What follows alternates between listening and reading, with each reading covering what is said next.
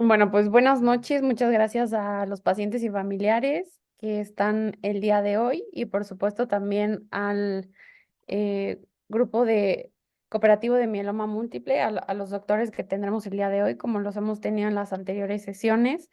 Em, Recordemos que este tipo de pláticas, pues bueno, las estamos haciendo en el marco del mes de acción contra el mieloma múltiple. La verdad es que yo, como lo decía la otra vez, les agradezco mucho a los doctores que han estado aquí por todo su tiempo. Creo que es muy valioso porque nos han rescatado y sacado de muchas dudas y nos hacen comprender un poco más esta enfermedad. Así que, pues, muchísimas gracias por estar aquí en otra sesión. Y nada más de mi parte decirles que muchos me han preguntado por las sesiones. Como están muy pesados los videos, es un poco complicado pasárselos en un Drive o por un WeTransfer porque todos nos hay que descargar. Entonces, esta semana espero ya poder compartirles el canal de YouTube con las sesiones, si no tienen ningún inconveniente ustedes, doctores. O si me dicen si podemos editar alguna parte, lo hacemos, si así se requiriera, para poder subir el material y que los pacientes puedan tener el video. Entonces, pues bueno, ya de mi parte es todo. Muchas gracias y le cedo la palabra a la doctora Andrea. ¿Cómo están? Buenas noches. Primero, agradecerles a todos su presencia. No sé si pueden ver bien las diapositivas. Sí, se ven bien. Perfecto. Entonces vamos a empezar. El día de hoy vamos a hablar sobre el trasplante de médula ósea en pacientes con mieloma múltiple. Este es parte del programa de capacitación que imparte nuestro hospital para pacientes y familiares candidatos a este programa. ¿Sí? Entonces, denme un segundo, compartimos. Hoy vamos a platicar de varios temas. Es muy importante para nosotros saber qué es la médula ósea, a quién y qué podemos hacer con un trasplante de médula ósea, para qué sirve, a quiénes se les hace, cuáles son las fases del trasplante, de dónde salen esas células y qué y cómo viven los pacientes con un trasplante. Entonces, cuando los pacientes se acercan a nosotros, nos preguntan qué es la médula ósea. Y una manera sencilla de explicarlo es, todos hemos comido el famoso tuétano. Ese tuétano no es más que ese tejido esponjoso que se encuentra dentro de nuestros huesos. Cuando nacemos, todos nuestros huesos están llenos de ese tejido y cuando vamos creciendo, ese tejido va desapareciendo. Cuando ya somos adultos, queda muy poco de ese tejido. Y ese tejido, ¿por qué es tan importante para nosotros? Porque en su interior vive una célula que se llama célula madre. Esta célula madre es la capaz de replicarse, dividirse y dar tres tipos de familias. La primera son los famosos glóbulos blancos, que son células exclusivas de defensa. La segunda son los famosos glóbulos rojos, que son los que transportan oxígeno. Y la tercera son las plaquetas, que son las que evitamos que sangremos. ¿Para qué y qué es un trasplante? Pues el trasplante vendría a ser la única opción curativa para muchas enfermedades y para otras viene a ser como el control de la enfermedad. Para explicarlo sencillo, nosotros les explicamos a nuestros pacientes que el trasplante es como si uno da quimioterapia, simplemente estamos quemando un par de células, pero cuando nosotros damos un trasplante es como tener un bosque enfermo y a este bosque enfermo le ponemos incontable, le prendemos fuego a todo, absolutamente a todo. Y cuando quemamos todo, vamos a poner unas nuevas semillas. Estas semillas van a hacer el efecto y van a empezar a crecer y dar nuevamente un bosque, pero esta vez un bosque que no esté enfermo. ¿Eso cómo lo vamos a lograr? En un segundo vamos a admitir aquí a la gente. Listo. ¿Para qué sirve el trasplante? En muchos casos cura la enfermedad, pero en el mieloma múltiple puede mejorar el control, ya que sabemos que el mieloma múltiple es una enfermedad pues que no es curable a la fecha. Nosotros como transplantólogos, ¿qué hacemos? Pues para evaluar qué pacientes son candidatos a un trasplante tenemos que hacer dos evaluaciones. Primero, la enfermedad y al paciente. ¿Qué enfermedades son candidatas a recibir un trasplante de médula ósea? Pues pacientes con mielomas, linfomas, leucemias y unas enfermedades pues sobre todo de la médula ósea. En el caso de hoy y exclusivamente hoy vamos a hablar de pacientes con mieloma múltiple. Entonces, evaluamos la enfermedad, decimos si el paciente, qué tipo de riesgo tiene esa enfermedad, si el paciente responde o no responde al tratamiento y qué tipo de trasplante vamos a hacerle en ese paciente. En este caso, tenemos diferentes tipos de trasplante. El autólogo es cuando el mismo paciente dona sus células. Alogénico significa que vamos a tener la donación de las células de alguien más. En nuestro caso, vamos a utilizar un trasplante autólogo. Significa que nuestros pacientes con mieloma múltiple van a ser ellos los que puedan donar sus propias células. Entonces, una vez que ya sabemos que tenemos este tipo de trasplante que es autólogo, tenemos que empezar a ver cuáles son las fases del trasplante.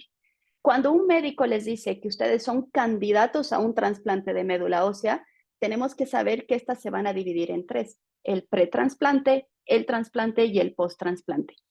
¿Qué significa el pretrasplante? En el pretrasplante nosotros vamos a hacer evaluaciones tanto del donador y del receptor. En este caso, nosotros exclusivamente vamos a evaluar al receptor. Eso significa que vamos a hacer evaluaciones del paciente y ver que ese paciente pueda aguantar toda la quimioterapia que nosotros vamos a dar en este trasplante. Para eso vamos a hacer valoraciones de neumología, valoraciones de endocrinología. Tenemos que ver que toda esa boquita esté limpia y que no tenga una sola caries, que en muchos casos estos pacientes van a estar totalmente aislados y tenemos que saber que ellos van a poder con esa carga emocional. También va a haber trabajo social, valoraciones domiciliarias para saber que después de este tipo de intervención tienen las condiciones necesarias para mantenerse en su hogar, que ese corazón todavía puede aguantar la quimioterapia, porque pues todos los pacientes ya han recibido quimioterapia previa, que ese estómago, que el riñón, que absolutamente todos nuestros órganos estén en condición para poder recibir un trasplante. Una de las valoraciones muy importantes, porque todas son importantes, es la de infectología. En infectología valoramos que los pacientes no tengan infecciones que se puedan reactivar durante el trasplante. Una vez que todo este grupo multidisciplinario evalúa a los pacientes, pasan a una fase de prehabilitación. Nosotros hacemos que todos los pacientes, antes de entrar a un trasplante, aprendan a comer bien, porque dentro de la unidad, pues estos pacientes no se van a alimentar que con comida chatarra o con Coca-Cola ni nada por el estilo. Entonces, desde el momento que les decimos que son candidatos a un trasplante, los mandamos a nutrición para que puedan tener una comida balanceada, con poca grasa, limpia, que todo esté fresco, que tengan 2 litros de agua al día y que pues obviamente no coman comida chatarra. Inmediatamente pasa esto, les enseñamos a los pacientes que deben tener mucha higiene, que deben bañarse todos los días, que deben cambiarse la ropa a diario, que deben cepillarse los dientes 3 veces al día, y el uso de enjuagues bucales. El uso de enjuagues bucales es muy importante. ¿Por qué? Porque en casa les pedimos que lo hagan cada 4 horas. Y ya cuando están dentro con nosotros en la unidad, empezamos a 4 horas, luego cada 2 horas, cada media hora. ¿Por qué cada media hora? Porque la boca está llena de gérmenes y antes habían defensas que podían evitar que estos gérmenes ingresaran. En el trasplante nosotros nos vamos a llevar esas células y al llevarnos esas células, pues estos gérmenes podrían ingresar. Por eso es tan importante que los pacientes empiecen a hacer enjuagues como un barrido. Empiezan a hacer enjuagues y quitamos todas las bacterias. Dentro de la unidad, los pacientes se van a bañar a diario, por eso es importante que los pacientes sigan estas instrucciones antes de llegar a un trasplante. Es importante que los pacientes hagan ejercicio. ¿Por qué? Porque eso nos da mejores resultados.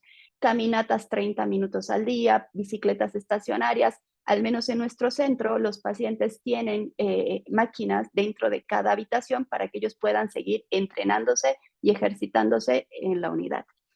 Entonces, una vez que el paciente pasa por todas las valoraciones pretrasplante y que un grupo de médicos decide que este paciente sí es candidato a trasplante, pues llegamos al punto de obtener estas células madre. Existen diferentes fuentes de obtener estas células madre. Algunas son de médula ósea, sangre periférica y cordón umbilical. Para el mieloma múltiple, la opción más sencilla es sangre periférica. La sangre periférica significa que los vamos a conectar a una máquina y que en esta máquina pueden estar 1, 2 o 3 días, 6 horas cada uno de estos días para obtener la mayor cantidad de estas células. Esto se puede hacer al pie de cama o se puede hacer, esto se puede hacer al pie de cama o se puede hacer en un centro de colecta. Nosotros lo hacemos en un centro de colecta, que es un lugar donde exclusivamente recolectamos estas células madre. ¿Y cómo se obtienen estas células? como les dije, la famosa médula ósea, este tuétano, tiene guardada estas células madre. Estas células madre están dormidas en algo que nosotros llamamos estado de quiescencia. Quiere decir que estas células están guardadas. Para poderlas sacar a la periferia, nosotros les otorgamos, en algunos casos, filgrastim o quimioterapia. Cualquiera de estas, ¿para qué? Para que obliguemos a estas células a despertarse y salir a la sangre periférica. Una vez que estas células están circulando y nosotros ya las contamos y sabemos que las podemos conectar, en ese momento nos vamos a conectar a una máquina que es una máquina de aféresis. Algunos pacientes no tienen las venas suficientes como para ser conectados directamente y requieren la colocación de un catéter que se llama catéter Majorca. Ese significa que se pone un catéter en la región de la subclavia, que se conecta a la máquina y que podemos obtener la cantidad suficiente de células para posteriormente guardarlas o usarlas inmediatamente. Algunos centros tenemos la capacidad de criopreservar estas células, que significa que las vamos a guardar y que las vamos a congelar a una temperatura de menos 190 grados. ¿Para qué? Para que en un futuro podamos utilizar estas células. Este tipo de mecanismos nos va a servir para poder guardarlas hasta 30 años. Sabemos que el mieloma múltiple es una enfermedad que en algunos casos pues va a recaer y que la enfermedad va a volver, y esto nos permitiría tener un segundo o un tercer trasplante. En algunos centros esta opción todavía no es una realidad, sin embargo lo podemos utilizar en fresco. Significa que vamos a dar esquemas de quimioterapia cortas y que estas células no necesitan congelarse. Si ya tenemos nuestras valoraciones pretransplante y ya tenemos nuestras células guardadas, entonces en ese momento viene lo que es el famoso trasplante de médula ósea. El trasplante de médula ósea pues tiene diferentes fases. La primera era la movilización, que era obtener todas estas células y que ya lo pasamos. La cosecha era guardar estas células y ahora viene el famoso trasplante, que es el acondicionamiento. ¿Qué es el acondicionamiento para nosotros? Un segundo. El acondicionamiento es hacer espacio en esta médula ósea y que nosotros demos quimioterapia para que estos pacientes puedan liberar todas estas células, inclusive la última que haya quedado, para luego poner nuevamente las células madre y que éstas puedan, pues, proliferar y a lo que nosotros les llamamos injerto. Existen dos modalidades de trasplante, que significa una ambulatoria, que algunos centros ya lo han empezado a hacer, que significa que los pacientes van a recibir estas infusiones y se van a ir a su casa, pero la mayoría de los centros todavía utilizamos pues las unidades de trasplante, donde los pacientes no se van a sus casas y se quedan dentro de la unidad. Nosotros contamos con dos unidades de trasplante, una en planta baja, donde ingresamos a los pacientes con mayor dificultad, y otra que es en el aislado del tercero sur, que son otras unidades de trasplante. ¿Cómo son estas unidades de trasplante? Pues son unidades donde las presiones son positivas, flujos laminares. ¿Qué significa todo eso? Significa que cuando nosotros ingresamos, no vamos a traer ninguno de estos gérmenes y que todo el personal de salud está totalmente cubierto, que utilizamos batas, gorros, con la intención de proteger al paciente, porque sabemos que durante el trasplante vamos a destruir todas esas células y al destruir esas células, el paciente se pone susceptible a infecciones. Entonces, ¿qué debemos hacer y qué podemos hacer en la unidad de trasplante? Pues todos debemos comer muy bien, mucha higiene, buena alimentación, hacer ejercicio, tomar 2 litros de agua y tomar todos los medicamentos que sean necesarios en la institución. Es importante recordar que no solamente vamos a alterar a las células de la sangre, sino que también a todas las células del organismo, por lo cual recomendamos plenamente que los pacientes deban utilizar bloqueador solar por lo menos cada 2 horas hasta las 4 de la tarde, que utilicen crema 2 veces al día, vaselina en los labios y aceite de almendras en la nariz. ¿Para qué? Para mantener muy fuerte todas estas barreras naturales y que no ingresen infecciones de afuera para adentro, ¿sí? También tienen que seguir todas las indicaciones del personal médico y de enfermería para evitar complicaciones que se pudieran, pues, realmente evitar de pequeños detalles y pequeñas cosas que les vamos indicando.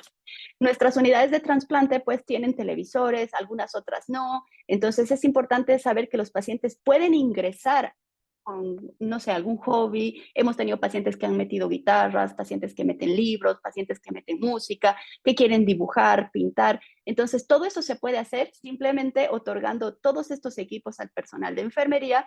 24 horas antes, el personal de enfermería va a descontaminar todos estos artículos para que ustedes los puedan utilizar dentro de la unidad.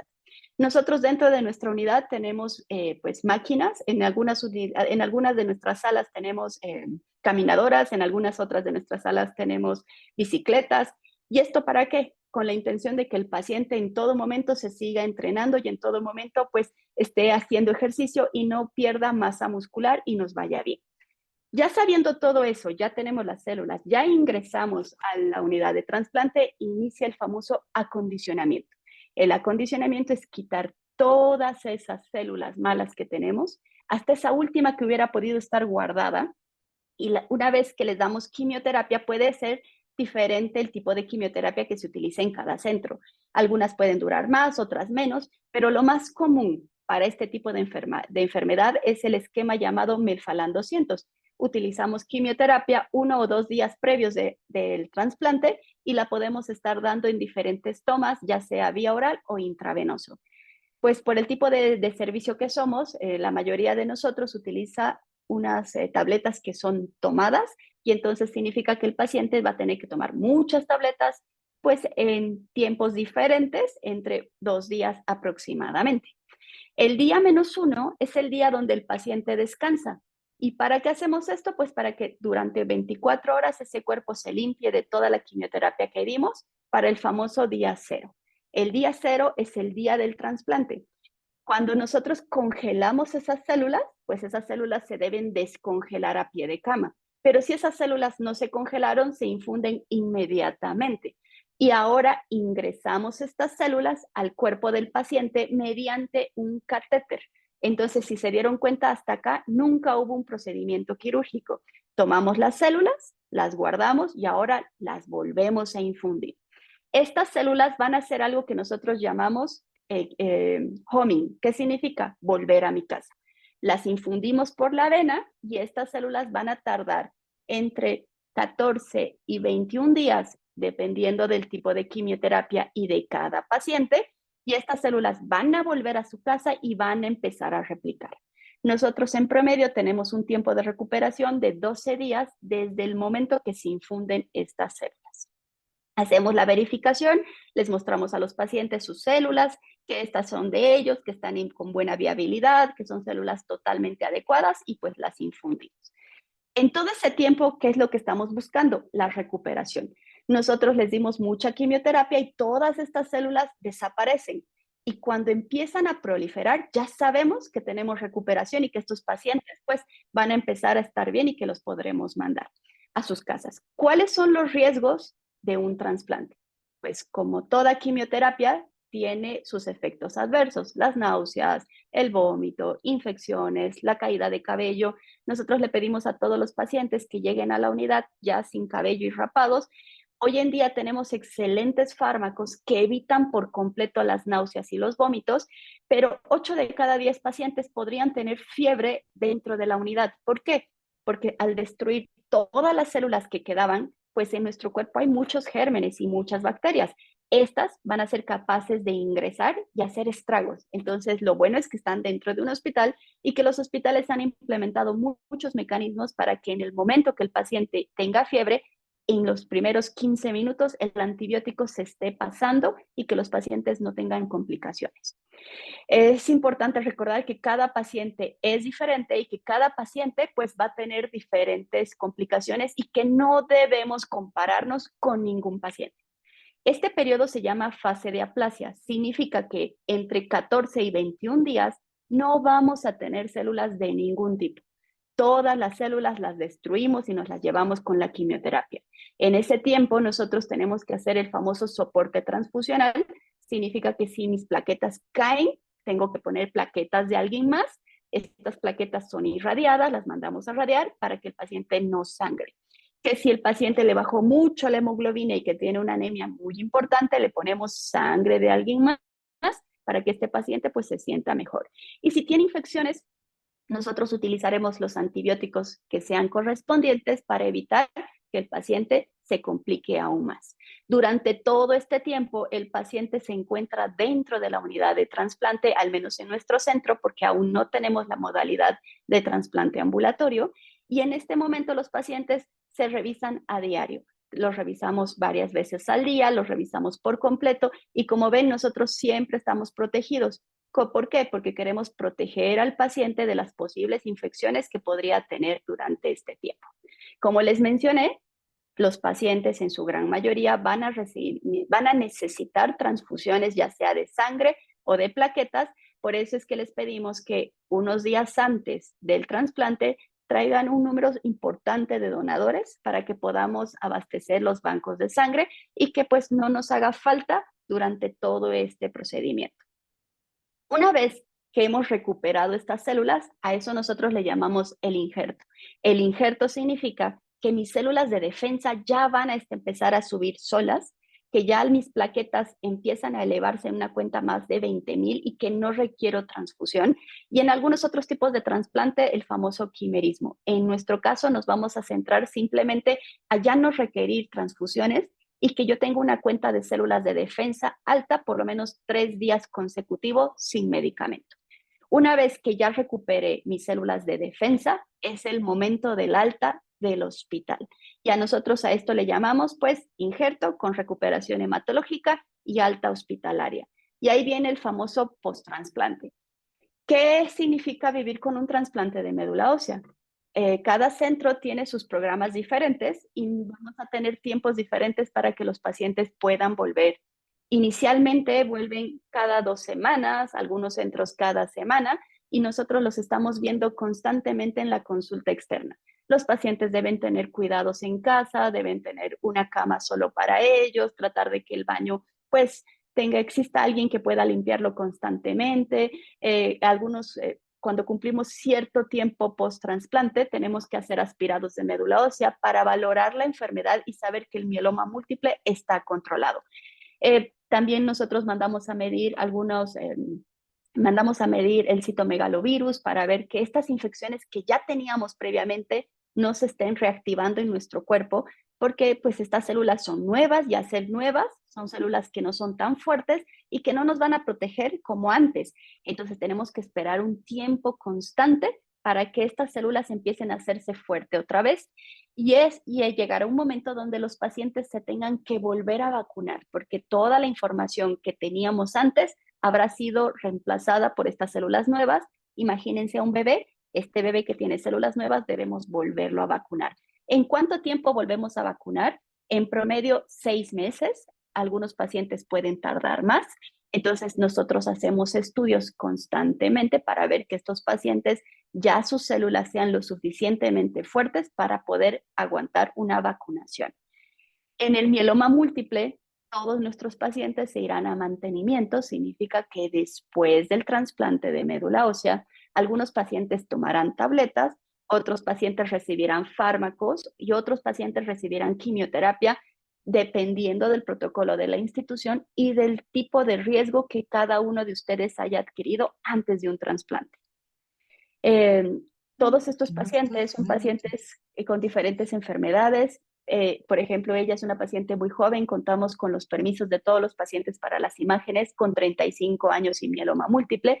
La paciente más grande que nuestro centro ha trasplantado tiene 75, con mieloma múltiple y sin complicaciones. Les dejo aquí los datos si en algún momento necesitan información sobre el trasplante, qué es el trasplante y a quienes se lo podemos hacer, con mucho gusto los podemos ayudar.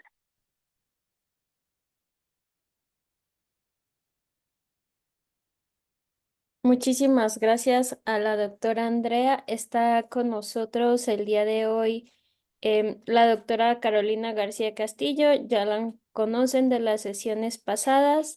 Ella es jefe de servicio del Hospital Central Militar. La doctora Andrea, que ya tuvo su participación, está a cargo de la clínica de trasplante en el Hospital Juárez y pertenece también a la clínica de trasplante y de mieloma. Y está el doctor José Ramiro Espinosa, que actualmente está encargado de la clínica de mieloma múltiple en el Instituto Nacional de Cancerología. Muchísimas gracias a Jimena por darnos la oportunidad de estar aquí con los pacientes. Me parece que solo Andrea puede ver las preguntas en el chat porque como que hay problemas para lo del host y demás. Entonces, Andrea, si nos puedes ir ayudando a leer las Sí, preguntas. perfecto. Tenemos aquí una primera pregunta que dice, buenas tardes. Mi familiar ha presentado una reacción al filgrastim. ¿Cuándo ha sido necesario aplicarse? Tiene ansiedad, dificultad para respirar. Lo controlamos con avapena. Le han dicho que es candidata a trasplante y aún quiero saber cuál es el protocolo que van a utilizar los doctores y si hay algo diferente. Y si aún teniendo este tipo de reacciones se puede realizar el trasplante. Gracias, Andrea. Doctora Carolina, ¿nos quisiera ayudar con esta pregunta? Bueno, las reacciones a los factores estimulantes en general cuando ocurren es algo parecido a un resfriado, que en general va bastante bien con tratamiento sintomático. Dependerá mucho de la gravedad de la reacción que haya tenido el familiar, pero en general creo yo que podemos darle la premedicación o el tratamiento sintomático para que esto no nos dé ninguna limitación en el trasplante. Muchas gracias. Ya me habilitaron la de las preguntas, entonces la siguiente pregunta dice, ¿hay diplomados o cursos de trasplante para enfermería? Ustedes, Ramiro, ¿cómo llevan la preparación de de personal de enfermería en el INCAN? Hay un curso de enfermería oncológica que es avalado por la UNAM y hay cursos de preparación, no están todavía como diplomado como tal, pero sí de preparación de 2 a 3 meses en el instituto en el área de trasplante de médula ósea, para lo cual se tiene que poner en contacto, pues si dependen de su hospital con la parte de enseñanza o de enseñanza de enfermería o si dependen de una escuela de enfermería con la parte de su universidad, con la parte de la enseñanza de enfermería del instituto. Está ahí en la página del Instituto Nacional de Cancerología, en el apartado de docencia. Muchas gracias. En el IMSS también hay un curso muy similar donde las enfermeras que están adscritas al IMSS pueden hacer como esta subespecialidad. Doctora Andrea, ¿ustedes cómo llevan la preparación de su personal?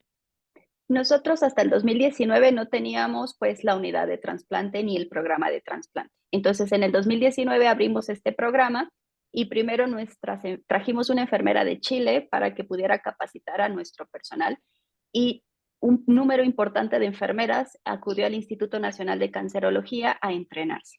Y actualmente esas enfermeras han capacitado a todo nuestro personal en todos los turnos.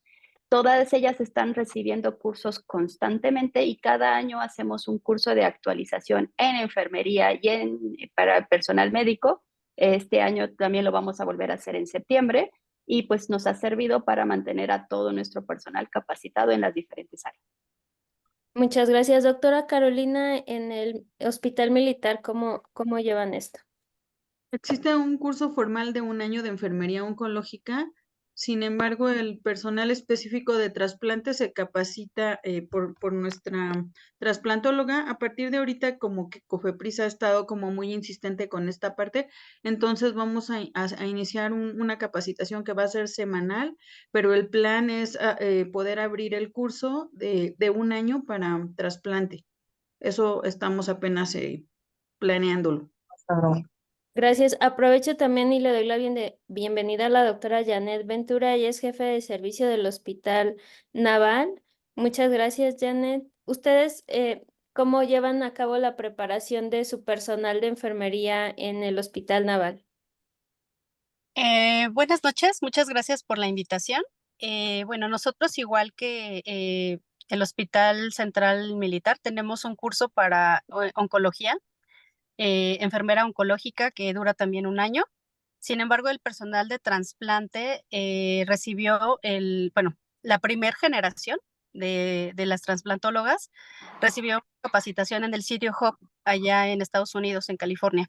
Y este grupo de enfermeras que fueron las que fueron a hacer esta estancia allá al City Hub, son las que prácticamente están preparando al personal constantemente. Y bueno, ahorita ha sido a través de un curso que se ha diseñado a través de la Universidad Naval, y es la que les da como eh, la capacitación, y de esa manera es como nos mantenemos pues recapacitando al personal.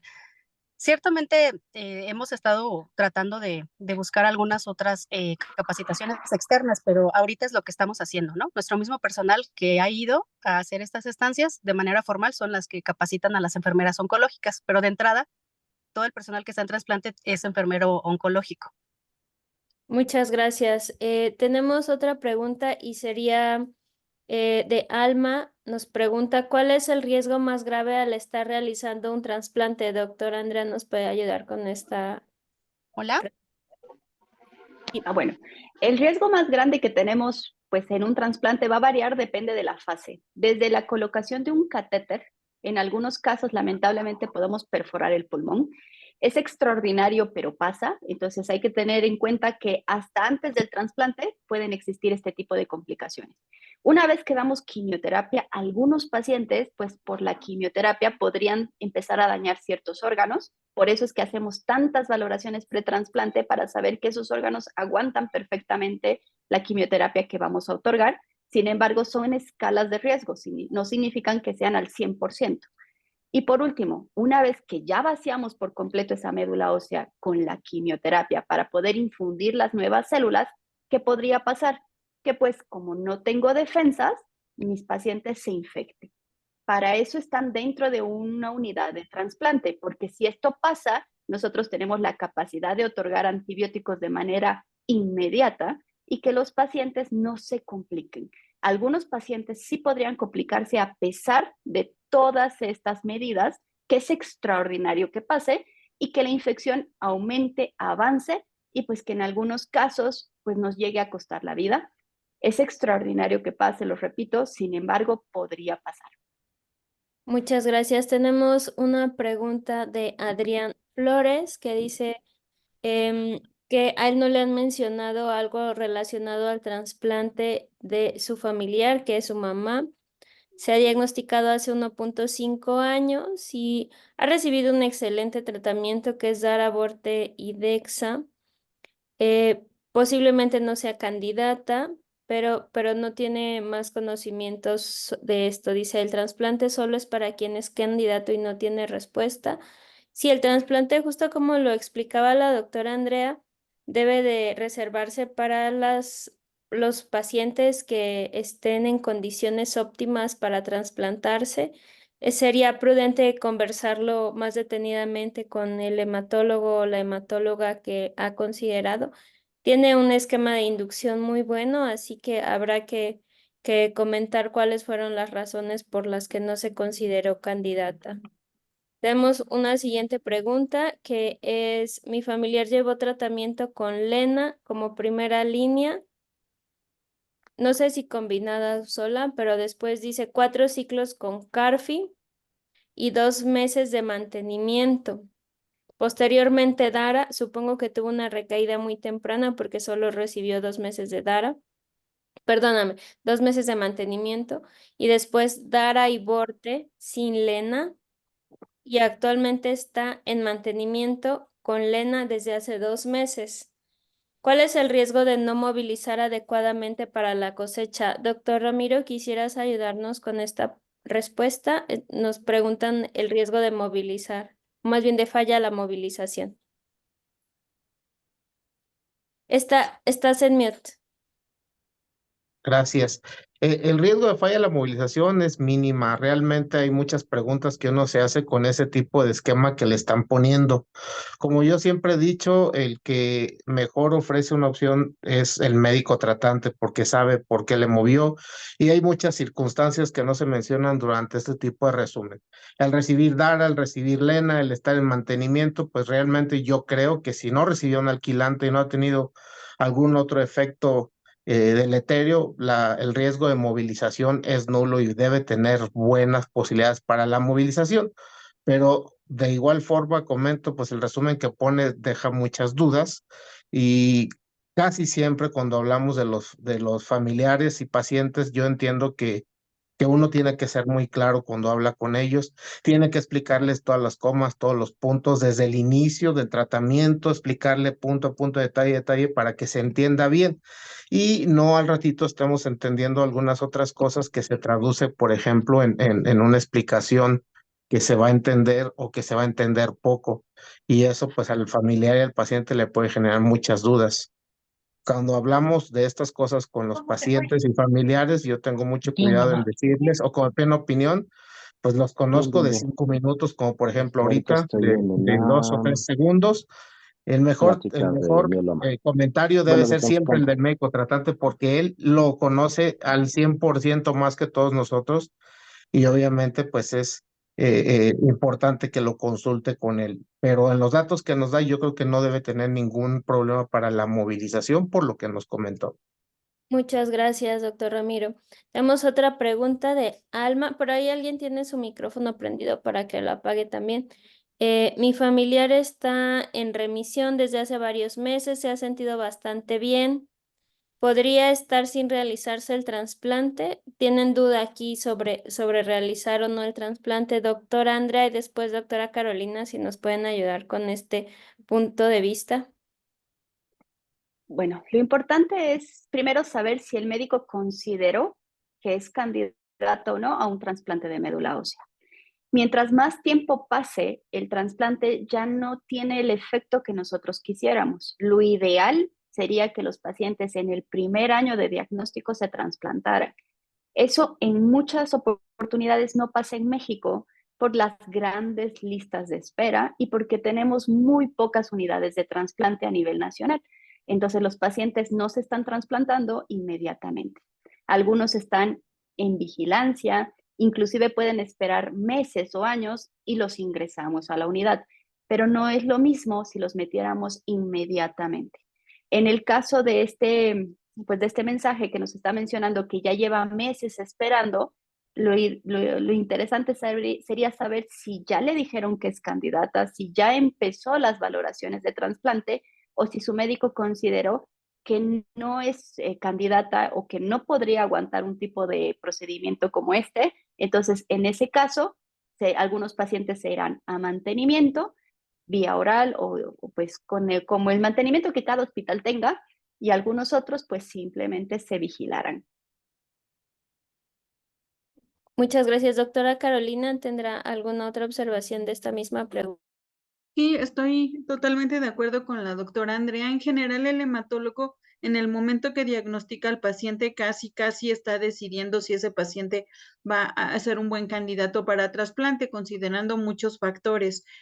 Y con base en eso, nosotros elegimos el esquema de quimioterapia que pueda ser el más adecuado, el que nos evite dañar la médula ósea, etcétera. Pero en general, probablemente su familiar no haya sido considerado y por eso es que ya hayan pasado muchos meses. Sí puede ser que los pacientes tengan que esperar porque hay muchos pacientes esperan en la lista. Sin embargo, casi siempre tanto como el paciente como el familiar y obviamente el hematólogo saben desde un inicio si ese paciente está tentativamente candidato a ser trasplantado.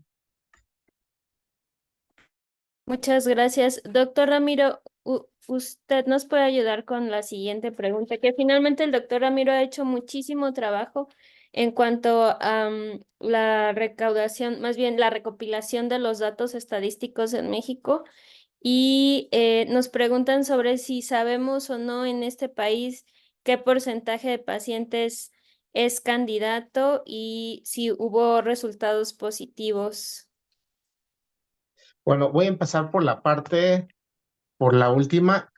El trasplante autólogo en mieloma múltiple históricamente ha tenido buenos resultados.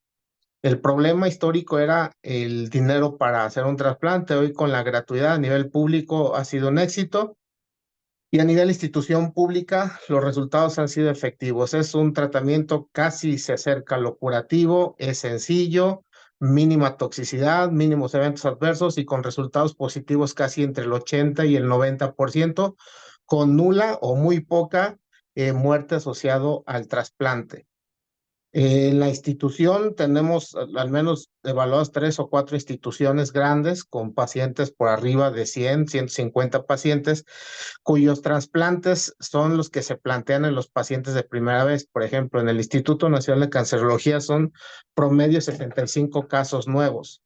A los 65 casos nuevos, los que son menores de 65 años y que logran respuesta completa y que llegan en condiciones favorables, esto es, que llegan casi caminando o recuperan la movilidad antes de los 6 meses durante la fase de inducción, son los que se consideran para el trasplante, es decir, la tercera parte de los 65 que pasamos. De esos 60, de esa tercera parte, que son 25 a 30 pacientes más o menos, de 18 a 22 pacientes más o menos, perdón, solamente se andan trasplantando 7 a 12 pacientes por año. ¿Por qué? Porque son los que tienen las mejores condiciones, son los mejores evaluados, pero también los que lograron cosecha, los que no tuvieron complicaciones durante la fase de escrutinio y selección, y los que lograron la movilidad o la independencia móvil para poder estar en una unidad de trasplante durante 20 o 30 días, que es lo que se requiere para una independencia como tal. Esto al menos en nuestro centro y en el centro del doctor Cristian Ramos en el Hospital General, y con los chicos del 20 de noviembre es más o menos lo que hemos evaluado. Pero tengo más números, no de la nación, no del país, de estos grupos, pero más pues los míos del Instituto Nacional de Cancerología.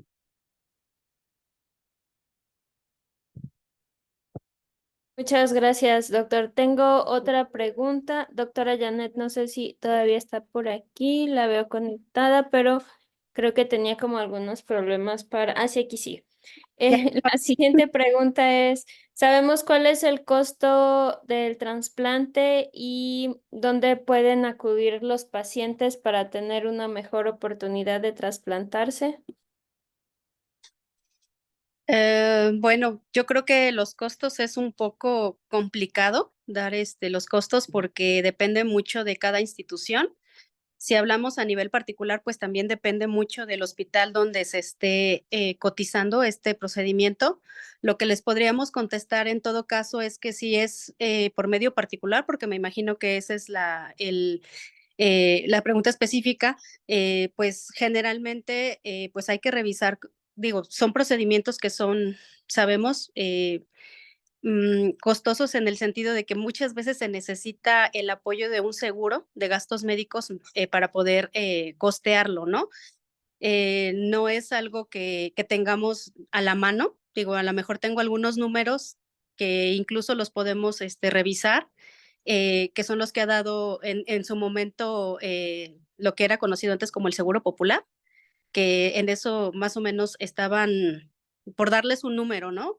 Más o menos entre 380,000 a 400,000 pesos, pero eso estamos hablando del 2017.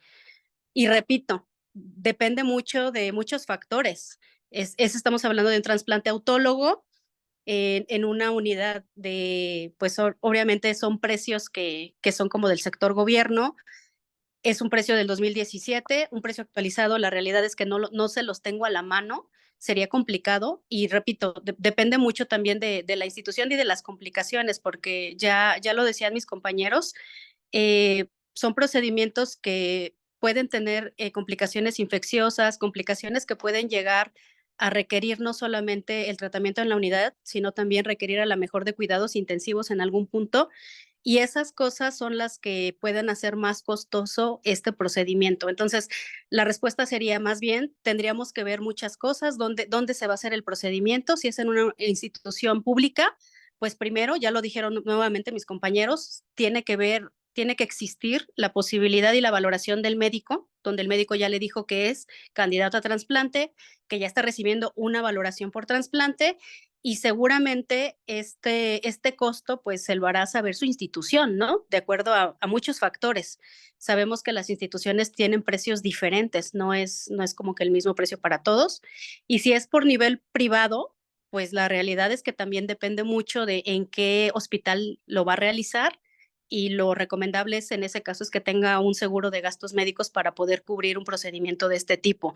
Este precio que les di, les repito, es algo que lo podemos encontrar de manera oficial, pero nosotros que sabemos más o menos, que nos dedicamos a esta parte, sabemos que son precios que incluso se pueden quedar muy cortitos si es que el procedimiento se llega a complicar, ¿no? Entonces, pues yo creo que es una respuesta muy complicada de dárselas, ¿no? En un precio exacto. Muchas gracias.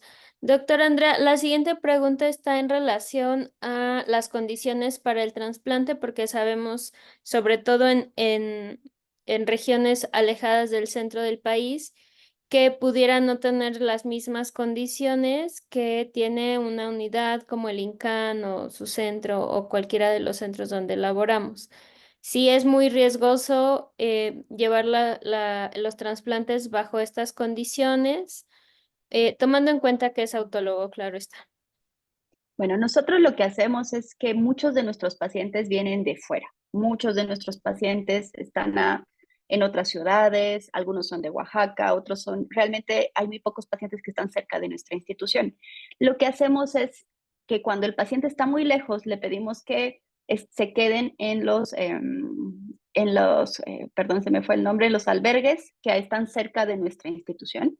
En algunos casos estos albergues son gratuitos, en otros casos lo cubren fundaciones que están trabajando con nosotros y que tengan unos requerimientos mínimos. ¿Cuáles son esos requerimientos mínimos? Que el paciente pues tenga una cama para él solo, que el paciente no esté en contacto con animales dentro de la habitación y de la cama, o inclusive pues sabemos que muchos pacientes vienen de granjas y que quieren o que están en el contacto con ellos, les pedimos que durante este tiempo, que son por lo menos de 3 a 6 meses, lo eviten.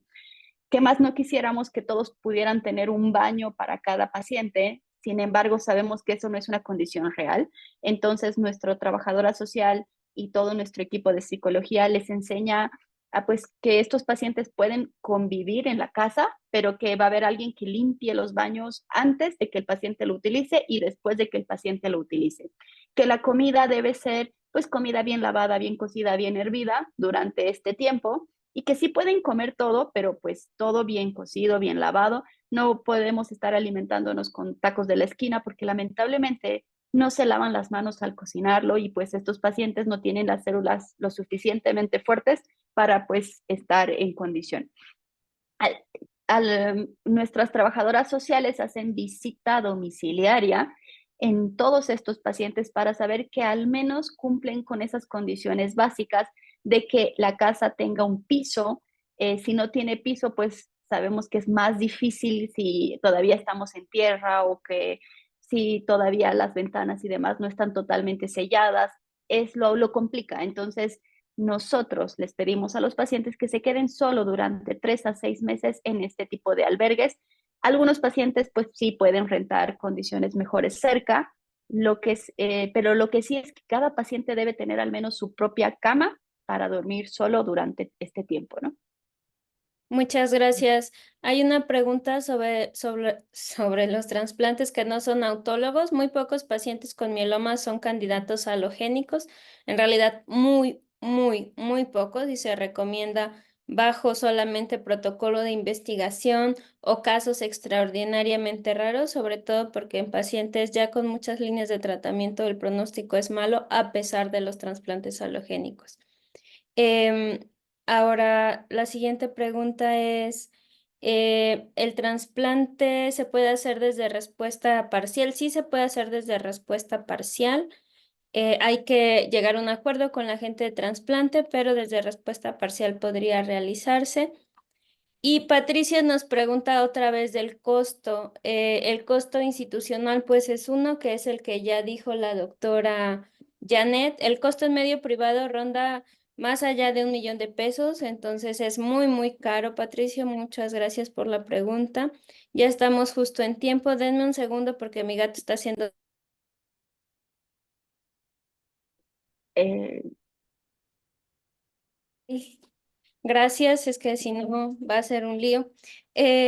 Si aún no se ha realizado trasplante, ¿hay algún tiempo aproximado entre que el paciente logra una remisión completa y una recaída? No entendí la pregunta. Si aún no se ha realizado trasplante, ¿Hay algún tiempo aproximado entre que el paciente logra una remisión? No, no hay un tiempo entre la remisión completa y la recaída, depende mucho del riesgo con el que se haya clasificado el mieloma.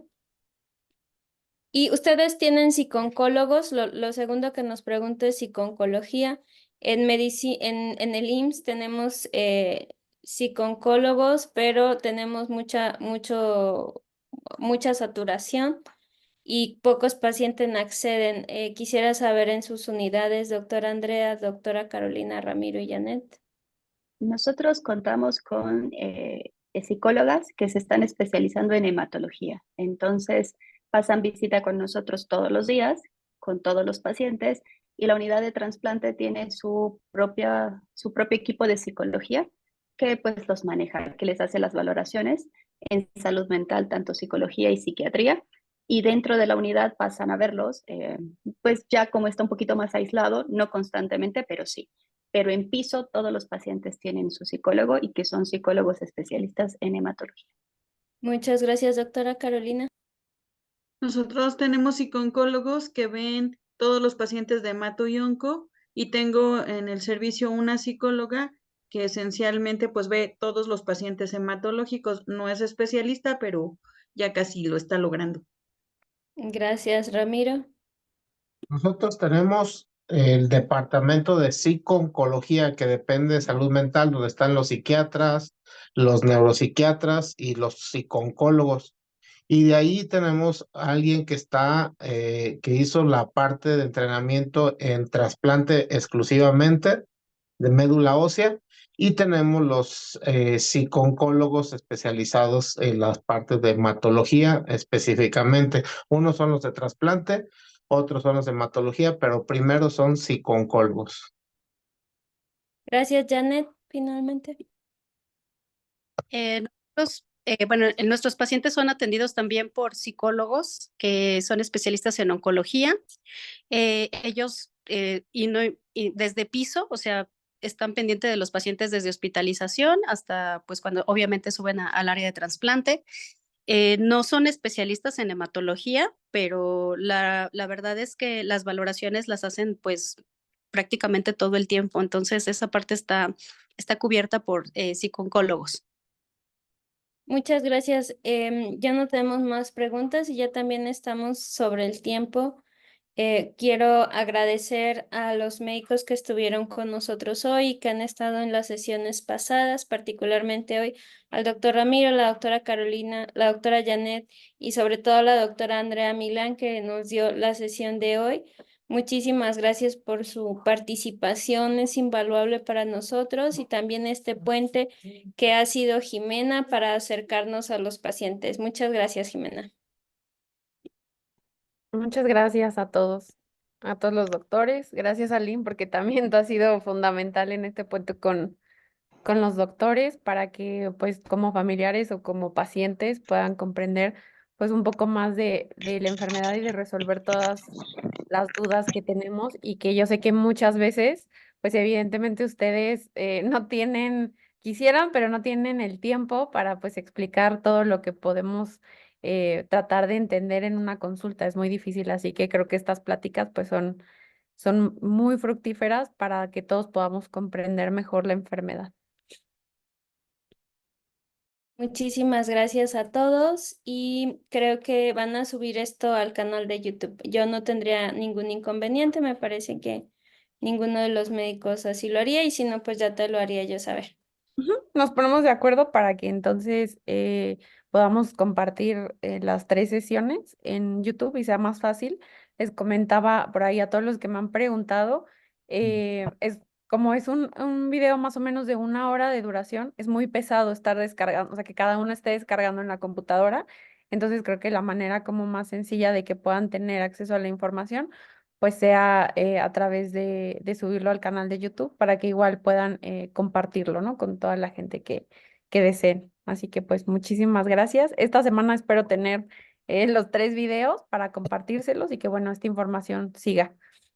Bueno, y recordar la actividad que tienen programada, ¿no? Para el fin de semana, Jimena. Así es, estaba por ahí haciendo unas encuestas de qué día preferían, si sábado o domingo, porque queremos hacer a manera simbólica un lazo humano el fin de semana, ya sea sábado o domingo en el Parque Hundido. Entonces, estaba lanzando la encuesta en los grupos para ver a los pacientes y familiares que están en Ciudad de México, qué día pudieran, bueno, que se les facilite más para que también puedan acompañarnos y hacer esta actividad para cerrar las actividades de marzo como el mes de acción contra el mieloma. Muchísimas gracias a todos. Muy buenas noches. Gracias. Bye bye. Gracias a todos. Gracias. Buenas noches. Gracias, buenas Gracias, noches. doctores. Hasta luego, buenas noches. Hasta luego.